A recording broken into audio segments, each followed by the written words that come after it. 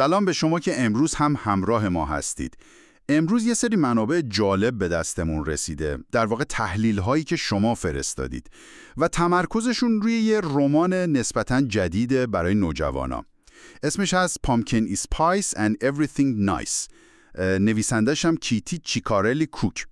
خب یه رمان عاشقانه است که همین امسال 2024 منتشر شده و یه حال و هوای خیلی پاییزی داره. میدونید همون حس و حال برگ‌های نارنجی و بوی قهوه ادویه دار. اما ما فقط نمیخوایم داستانش رو تعریف کنیم. این تحلیلایی که داریم سعی میکنن یه نگاه عمیق‌تری بندازن به اینکه این داستان چی میگه درباره پیچیدگی‌های نوجوانی، عشق اول و مهمتر از همه اون مسیر سخت خودشناسی. انگار یه لایه‌های زیر این داستان عاشقانه پاییزی هست. خب ببینیم این تحلیلات چی میگن. بله، و نکته جالبی که این تحلیل ها همون اول روش دست میذارن نقش ادبیات نوجوانه. یعنی نمیگن اینا فقط برای سرگرمیه. بیشتر شبیه اینه که این ژانر یه جور آزمایشگاه احساساته. یه فضاییه برای اینکه نوجوانا بتونن مراحل حساسی مثل بلوغ و خب پیدا کردن هویتشون رو کشف کنن.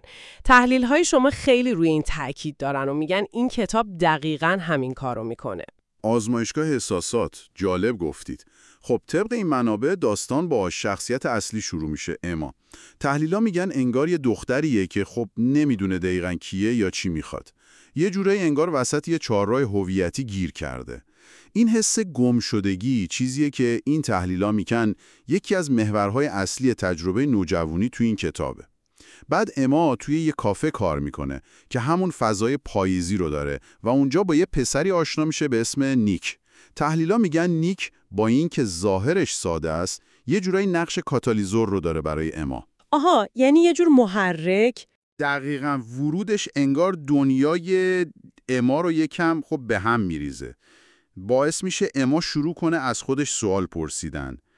و اینجاست که میرسیم به اون کشمکش اصلی که تحلیل‌ها خیلی روش مانور دادن. یه دوراهی کلیدی برای اما، اینکه آیا خود واقعیشو با همه شاید نقص‌هاش قبول کنه یا سعی کنه توی اون قالبی جا بشه که فکر میکنه بقیه، مثلا خانواده‌اش یا دوستاش، ازش انتظار دارن.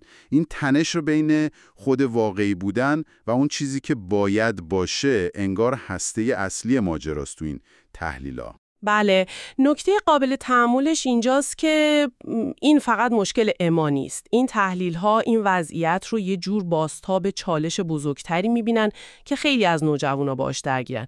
ببینین، از یه طرف یه نیاز خیلی عمیق هست به تعلق داشتن، به اینکه شبیه بقیه باشیم، قبولمون کنن، جزو یه گروه باشیم. این خب خیلی قویه. اما از طرف دیگه همزمان یه فشار درونی هم هست که میگه سلای خودتو پیدا کن، تعریف کن که من کیم جدا از بقیه. اینم به همون اندازه قویه. تحلیل ها نشون میدن که این رمان مثل خیلی از رمان‌های خوب نوجوان دقیقاً همین نقطه تلاقی این دوتا نیرو رو نشون میده. درام داستان از همین تنش میاد بیرون. برای همینم هست که این مضامین، میدونید، پذیرش خود در مقابل فشار بقیه یا انتظارات جامعه انقدر توی تحلیل های این ژانر تکرار میشه. و انگار برای اینکه همین ایده رو بهتر نشون بدن، تحلیلگرا خیلی روی یه جمله خاص از کتاب فوکوس کردن. گاهی کوچکترین تغییرها بزرگترین داستانها رو میسازن. چرا این جمله اینقدر مهمه به نظرشون؟ تفسیری که بیشتر این منابع دارن اینه که خب این جمله میخواد بگه به چیزای کوچیک و شاید معمولی بیشتر دقت کنیم. یه سلام، یه لبخند، یه تصمیم کوچیک، حتی همون قهوه پاییزی که اما و نیک با هم میخورن. تحلیل ها میگن اینا فقط جزئیات بی اهمیت نیستن، میتونن واقعا مسیر زندگی رو عوض کنن. یه جورایی از شما میخواد فکر کنید تو زندگی خودتون لحظه‌ای بوده که یه اتفاق کوچیک نتیجه بزرگی داشته؟ این نگاه به لحظات کوچیک واقعا جای فکر داره. اگه بخوایم یکم تئوریک‌تر نگاه کنیم، تحلیل‌ها دارن به طور ضمنی به چیزی شبیه اثر پروانه‌ای اشاره می‌کنن توی رشد شخصی. میدونید، همون ایده که یه اتفاق خیلی کوچیک توی یه سیستم میتونه باعث تغییرات بزرگ و غیرقابل پیش‌بینی جای دیگه‌ای بشه. تو زندگی ما هم همینه. انتخابای روزمره، واکنش هامون، چیزایی که بهشون توجه میکنیم، ممکنه در بلند مدت ما رو توی مسیرهای کاملا متفاوتی بندازن. یه جورایی این تحلیل ها دارن به اهمیت حضور ذهن یا ذهن آگاهی هم اشاره میکنن، حتی اگه خود کلمه رو نگفته باشن. یعنی همین که به لحظه حال توجه کنیم، به فرصتهای کوچیکی که شاید تو روزمرگی گم شدن. اون قهوه تو داستان بیشتر از یه نوشیدنی میتونه نماد یه لحظه ارتباط، یه شروع تغییر باشه. تحلیل‌ها معتقدن نویسنده خیلی با دقت از این جزئیات استفاده کرده. دقیقاً. و همین توجه به جزئیات و تغییرهای درونی ما رو میرسونه به چند تا سوال اساسی که تحلیل‌ها از دل داستان بیرون کشیدن و دنبال جوابش بودن. سوالای مثل این که چرا اصلاً عشق تو نوجوانی انقدر میتونه شدید باشه، متحول کننده باشه؟ و وقتی ما درگیر این حسای شدیدیم، چقدر خود واقعیمون هستیم؟ آیا بیشتر یه نقاب میزنیم که فکر میکنیم طرف مقابل یا بقیه دوست دارن؟ و شاید مهمترین سوال از نظر این تحلیل‌ها، چطور میشه از این گردباد عاطفی رد شد و به یه هویت مستقل رسید؟ انگار اینجا دیگه تحلیل‌ها عمیق‌تر میشن. این سوالات دقیقاً میرن تو قلب تحلیل‌هایی که شما گفتید. منابع استدلال جالبی دارن. میگن عشق نوجوانی، حداقل تو این رمان و شاید کلاً تو این سبک، خیلی بیشتر از یه داستان رمانتیک ساده است. اونها این تجربه رو بیشتر مثل یه جور آزمایشگاه خودشناسی میبینن. آزمایشگاه خودشناسی؟ آره. یعنی وقتی اما با نیک وارد رابطه میشه، طبق این تحلیل ها فقط نیک رو نمیشناسه، داره به شکل خیلی فشرده خودش رو میشناسه. عشق اول با همه هیجانش یه فرصتیه که آدم خودش رو تو آینه نگاه یکی دیگه ببینه، بفهمه چی براش مهمه، مرزهاش کجاست، چه ارزشایی داره، از چی میترسه، چطور با تعارض کنار میاد. در واقع اون کلیدواژه خودشناسی که انقدر تکرار شده تو تحلیل‌ها، بیشتر از طریق همین رابطه معنا پیدا میکنه. جالب این استعاره آینه. ولی خب این تحلیل‌ها به این نکته هم اشاره می‌کنن که شاید این نگاه ناخواسته باعث بشه اون شخصیت دیگه، مثلا نیک، یکم ابزاری بشه، یعنی فقط وسیله‌ای برای رشد اما دیده بشه. سوال خیلی خوبیه. راستش منابعی که ما بررسی کردیم مستقیما روی این نقد تمرکز نکرده بودن. بیشتر تمرکزشون روی سفر درونی خود اما بود. استدلالشون اینه که هدف نویسنده حداقل از نگاه این تحلیلگرا فقط تعریف کردن یه قصه عاشقانه نبوده. هدف عمیق‌تر این بوده که نشون بده چطور تجربه نزدیکی عاطفی تو نوجوانی آدمو مجبور میکنه با خودش روبرو بشه.